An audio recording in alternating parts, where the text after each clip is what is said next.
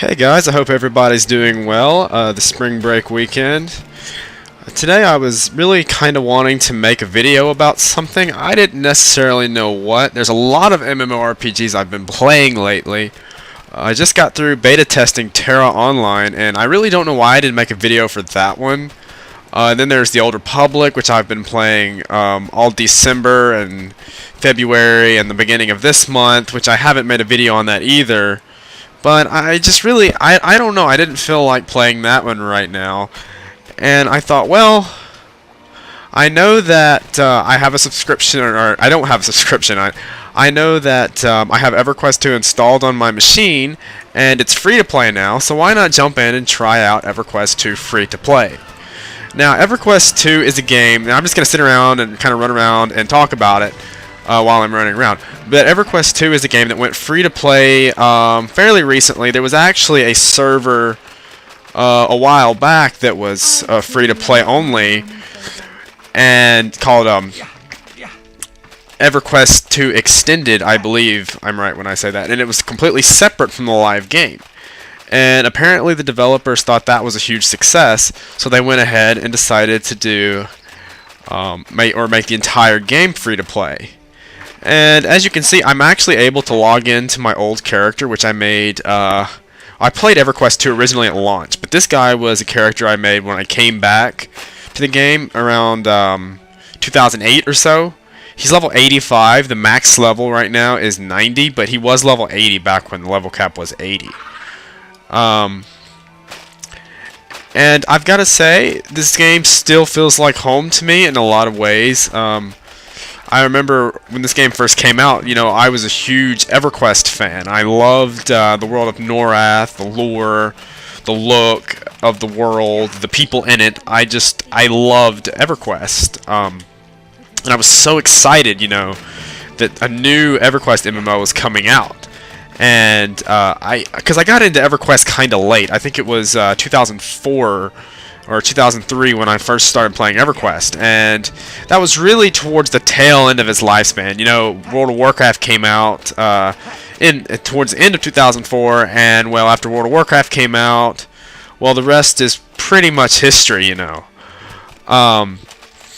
So I had heard all these stories from the people that I played the game with that had been playing EverQuest for years and years. All these adventures that they had and things that they'd seen and done throughout. And the game had so many expansions. So even when I started playing, I mean, it was already on its, you know, 4th or 5th or 6th expansion pack. And, you know, how many, since World of Warcraft came out, how many expansions has WoW had? Yeah, not, you know, I'm 3. It's had 3 expansions. It's coming up on its 4th expansion now. There's so much that I missed, you know, in EverQuest, because I got into it so late. So I was really, really excited about coming into an MMO like EverQuest 2 at the ground floor. And I mean, just look at this game. Look at the graphics. I mean, you know, even today, it's difficult for a lot of systems to max out these graphics. Which I guess today you could probably attribute that to bad coding more than anything.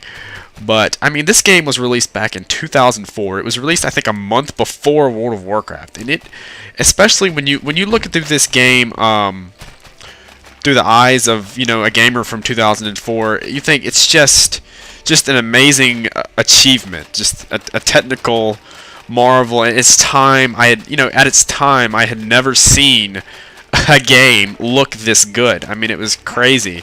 I mean, you think in 2004, I mean, this was before like the PS3, the Xbox 360. This was, you know, we were still playing our PlayStation 2s and our Xboxes at this time. It was, I mean, and a game like this comes out. I mean, look at the water. It's just, the graphics today are still impressive. Maybe not as impressive as they used to be, but they're still as impressive. But they're still extremely impressive to me personally. But I remember I was so excited to finally get the chance to play an MMO at the beginning, you know, and to be able to go through all the changes that would come about, and one day, you know, be able to tell people, You know, like they always told me about how, well, you know, back when I used to play, or back when this game first came out, this was this, or we did this, or we had this. And so I could see the game, you know, grow and mature, like a lot of my friends from the original Everquest saw Everquest grow and mature. And I played it for, I would say, I loved the game. I had a Paladin, got it to level 48-ish, maybe 50, but I don't think I got to level 50 in my original playthrough.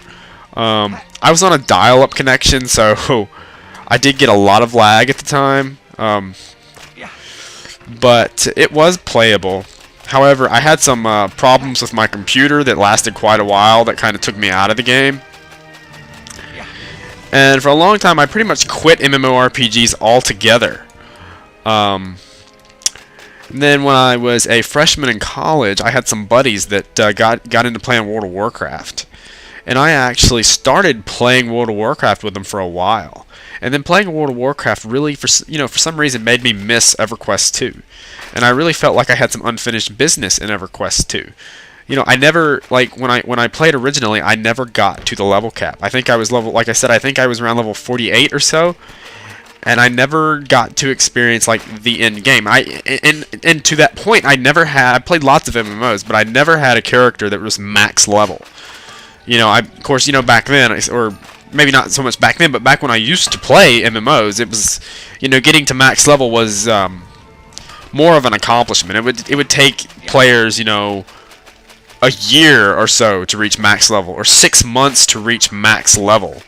You know, before that, it was like you could reach max level, or now I should say, now you can reach max level in a month, probably, you know, at the longest period of time. Yeah, like I'm a fairly casual player, and I reached the level cap in the Old Republic in about 3 weeks. And there were some people that hit it, you know, almost as soon as the early access period was over. So I mean, yeah, it was a big deal to hit the level cap when you played EverQuest, or maybe something like Dark Age of Camelot or Final Fantasy XIV. But I decided to go back, and I created this character. He's a Wood Elf Ranger, and I actually got to see some new content that I had never seen before. They had added the continent of Fadewar, which, if I can look at the map here, it's this whole continent right here in this area. They added the continent of Fadewar, which is where the Wood Elves are from in the original EverQuest lore. As you can see here, I don't know if you can see the names of the zones, but there's several zones from the original EverQuest, like the Greater Feydark, Kelethin, which is the Wood Elf city, the Lesser Feydark, Butcherblock Mountains, Looping Plains, Steamfront Mountains. But they are a little different than they are in the original EverQuest, because if you don't know, this game is actually 500 years in the future. And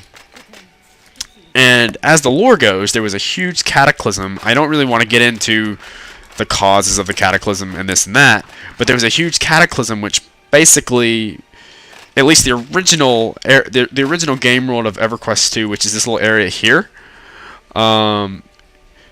this all used to be one continent. Now it's a series of islands, because basically the moon was destroyed, and if it was nighttime I could actually show you, because it shows like the shattered moon in the sky. But this continent was actually called the continent of Antonica, was actually completely broken up into several smaller islands, like Karan here, which is where I'm at. The Firat, Isle of Mara, Moors of Yakesha, Overrealm, actually the Overrealm is from an expansion, I'm sorry. Desert of Ro, and the Delir area, the Enchanted Lands. Now Karen, which is where I'm at, is actually home to the city known as Kinos. And as it is in EverQuest 2, there are two main capital cities, kind of like Orgrimmar and Stormwind in WoW, except for, you know, the factions can intermingle. There's not, well, there is battleground PvP, and there's, you know, open world PvP on PvP servers, but it's not as restricted as it is in World of Warcraft in a lot of traditional two-faction games. You know, for that matter, there's really not even, I mean, there's definitely a clear distinction between good races and evil races, good classes and evil classes, but there's not per se two different factions that you can play as. You can pick, say, a wood elf like my character, who makes his home in Kinos, which is this city here, and a dark elf from Freeport can actually get together in a party or a guild or even a raid or that sort of thing. But on the subject of Kinos, or Freeport for that matter, when the game originally came out, there are a few different starting areas now, and actually, now that I think about it, Freeport, I guess, might be the exception because they recently revamped the entire zone. But Kinos is no longer a starting area. But the way it used to be, this was where all newbies started, and every race, or every good race that was supposed to start in Kinos, had what they call a racial hamlet, where it would be their characters would start out in just a tiny little area in the zone, which this is for the wood elves, it's called the Willow Wood, which sort of has to do with their race. Like, for example, this is just for example, the architecture in the buildings, the trees.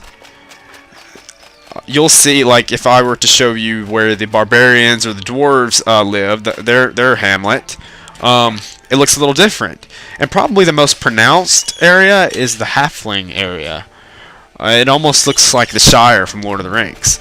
However, the city is absolutely enormous. As you can see here, I don't know if you can read the names, but these are all areas or zones in the game. And yes, unfortunately, unlike Everquest or unlike World of Warcraft, the zones are not seamless. Like, I can't just open this little. I'm going to run to another area of the city and show you what I mean.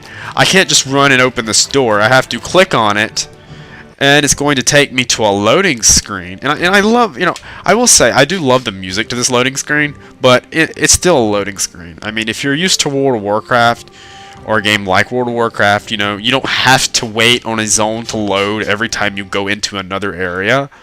I can see why it might bother you. But I just kind of want to explore the city while I'm talking about the game, and just kind of my experience with it. But I absolutely love Kinos. Even though I said I started this character in Kelethin, I actually, and you can do this. You can say you start a character in one city, and then later on you can actually do a quest to become a citizen, per se, of another city. And I actually did that in this game, and I absolutely, I love this city. It's such a peaceful, warm feeling, just place. To me, the mark of all good MMOs have some